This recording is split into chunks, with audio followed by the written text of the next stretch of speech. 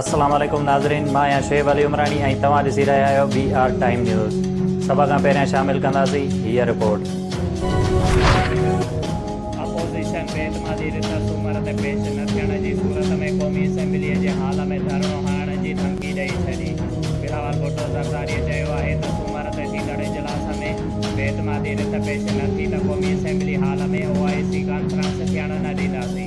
शहबाज़ शरीफ़ चयो आहे त स्पीकर OIC कॉन्फ्रेंस जी आड़ में कानून ते अमल न कयो त क़ौमी असेंबलीअ जे हाल में धरणो हयो वेंदो। मौलाना फज़लुर रहमान चयो आहे त हुकुमराननि खां 10 लख माण्हू गॾु न थींदा 172 पूरा कनि।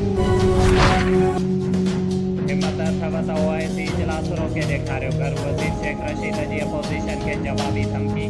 शेख रशीद चयो आहे त घर वज़ीर तौरु वाज़े करणु चाहियां थो त OIC कॉन्फ्रेंस खे रोकण जी कोशिश थी त संदनि अहिड़ो असरु थींदो जो सभिनी जे साम्हूं हूंदो। सिंध जे गवर्नर इमरान इस्माइल चयो आहे त OIC इजलास में रुकावट विधी वई त रियासत मुंहुं ॾियणु ॼाणे थी। परॾेही वज़ीर शाह महमूद कुरैशी जी अपोज़िशन खे धरणे वारे बयान ते नज़रसानी करण जी दरख़्वास्त। वज़ीर आज़म इमरान ख़ान बाग़ी MNAs जे वापसीअ लाइ पुरुमीद अपोज़िशन ते हिकु भेरो ॿीहर मेंबरनि खे ख़रीद करण जो इल्ज़ाम। रावलपिंडीअ में ख़िताब कंदे वज़ीर आज़म चयो त पाकिस्तान में ज़मीन ख़रीद करण लाइ मंडी लॻाई वई आहे। सिंध जे अवाम जो चोरी कयल पैसो माण्हू ख़रीद करण लाइ इस्तेमालु थी रहियो आहे। जेकर असांजा माण्हू तंग हुया त उन्हनि खे सिंध हाउस में लिकाइण जी कहिड़ी ज़रूरत हुई।